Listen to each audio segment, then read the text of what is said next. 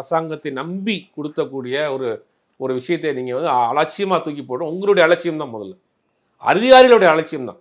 இப்போ முதலமைச்சரோ அமைச்சரோ அவங்க வாங்கி கையில் வச்சிருக்க மாட்டாங்க. இப்போ நீங்கள் ஒரு ஃபைல் கொடுக்கணும், இதை வாங்கி உங்கள்கிட்ட தான் கொடுப்போம். பின்னாடி இருக்க அரசு அதிகாரிகள் தான், அரசு அதிகாரிகள் தான் இது முழு பொறுப்பு.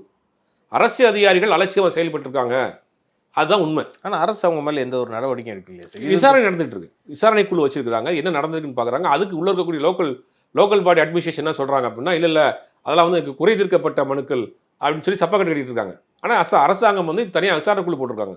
இது யார் இதெல்லாம் மெயின்டைன் பண்ணது, இந்த டாக்குமெண்ட்டை மெயின்டைன் பண்ணது யார் மிஸ் பண்ணது, யார் தூக்கி உள்ளே போட்டதுங்கிறதுக்கான என்கொயரியை ஆரம்பிச்சிருக்காங்க. அப்படி பிடிக்கிற பட்சத்தை கண்டிப்பாக யாராக இருந்தாலும் பாரபட்சம் இல்லாமல் நடவடிக்கை எடுப்பாங்க. ஏறக்குறைய 4 ஆண்டுகள் இந்த ஆட்சி முடிஞ்சு போச்சு சார். கடைசி இந்த 6 மந்த்ஸில் வந்து எலெக்ஷனுக்கு அதிகபட்சம் 6 மந்த்ஸ் இருக்க போது இப்போ இவ்வளோ மனுக்களையும் பெறப்பட்டு எப்படி சார் அது வந்து தேர்தல் நேரங்களில் எல்லா கட்சியிலும் பண்ணுறது தான். தேர்தல் நேரங்களில் இந்த ஆட்சியில் முழுவதுமாக நம்ம வந்து அவங்க சொன்ன வாக்குறுதிகள் நிறைவேற்றிட்டாங்க, 100% பெர்ஃபெக்டாக இருக்குன்னு எந்த ஆட்சியுமே சொல்ல முடியாது.